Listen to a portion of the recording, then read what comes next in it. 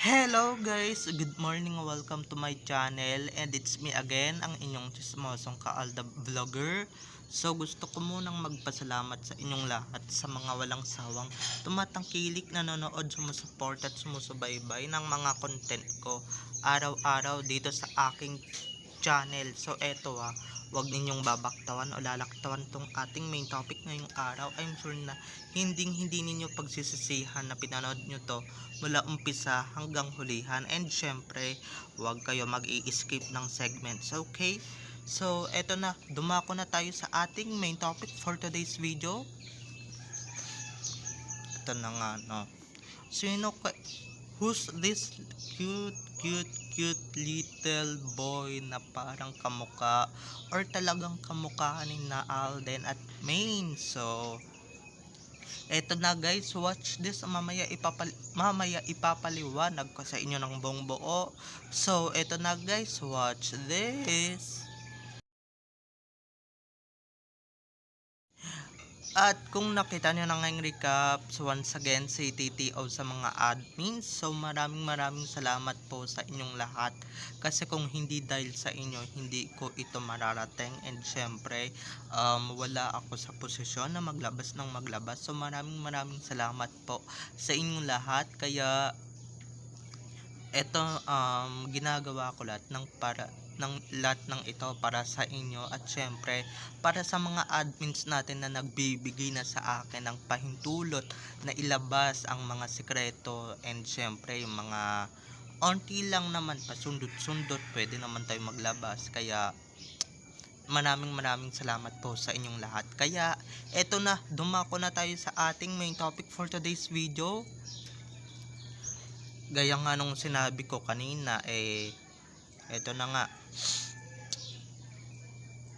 who is this little boy na kamukha ni na Alden at Maine? Halatang halata guys, naka side view pa lang kamukha na ng Alda. What more pa kaya pagka pinakita yung face, di ba? Eto hindi ito si BBC, dahil alam ko si BBC malaki-laki na. Is this third day na talagang ibinabalita nilang quarantine baby, 'di ba? Na ipinanganak nung pandemic, 'di ba? Di kaya siya to, kasi parang medyo malaki na rin si BBC, 'di ba? Parang 3 years old na, 'di ba? Parang parang parang 3 years na yung bata. At kitang-kita naman talaga sa hilat siya ng pagmumukha, guys.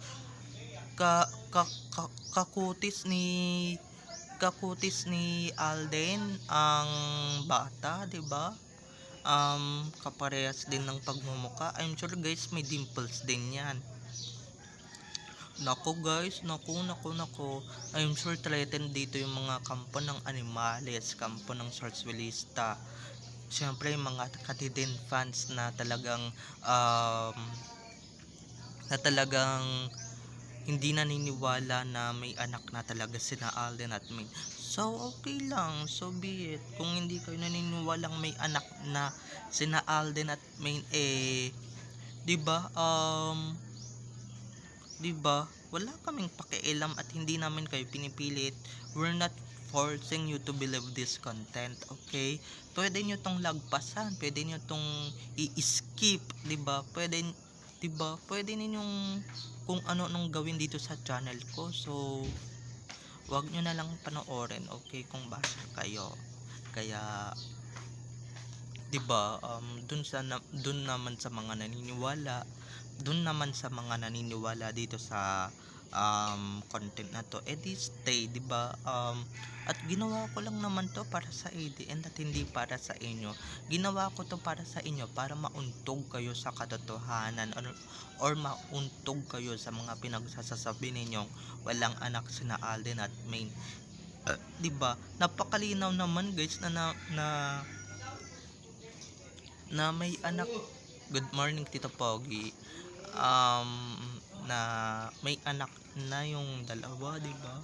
Na may supling na, or may suplings na yung dalawa. Dahil ako mismo na vlogger nila, naniniwala talagang na may anak na sila. Kaso guys, hindi pa talaga pwedeng aminin. Napakakulit ninyo. Pero in time naman pagka pwede na, 'di ba? Pagka talaga pwede na, pwede nang aminin at pwede na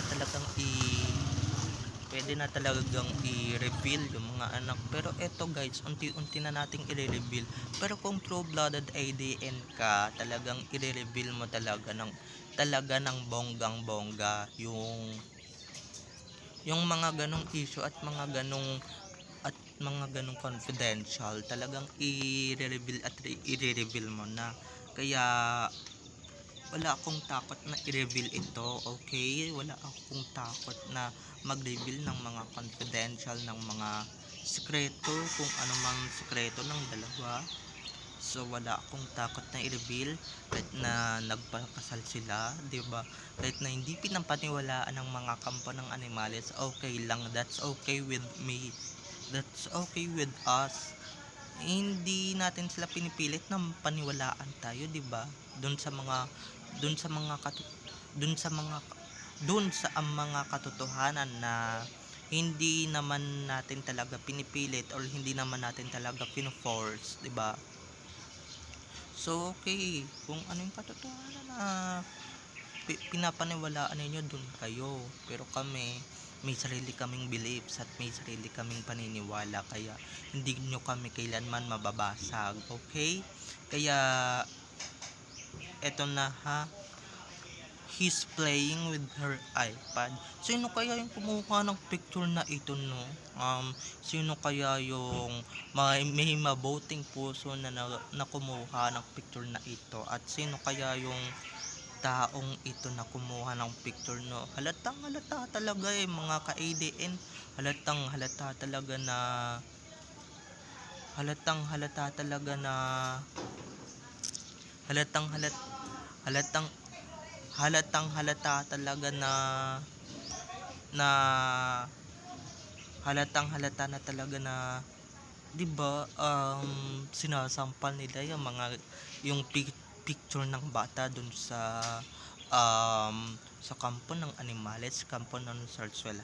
Wala palang anak ha. Ito ang sa inyo, ganyan yung labanan mga ka-ADN, ganyan yung eksena na gustong gusto ko, and syempre gustong gusto kong isampal sa mga kampo ng animales dito sa social media. Kaya 'di ba, wag kang matakot na i-share sa akin yung mga kung ano yung nalalaman ninyo. Kung may nakita man kayong picture ng bata, may picture ng kasal, yung totoong kasal, 'di ba? Yung may picture ng kung ano-ano man, 'di ba? Wag nyo kung ano na i-share ha. Wag nyo kung i-share na i-promote or ilabas ang mga katotohanan tungkol kina Main at Alden pagka may mga ganon, okay? So eto na nga mga kampo ng animales, siguro threatened na kayo dito sa mga nilalabas ko, and syempre sa mga inaano ko, no, sa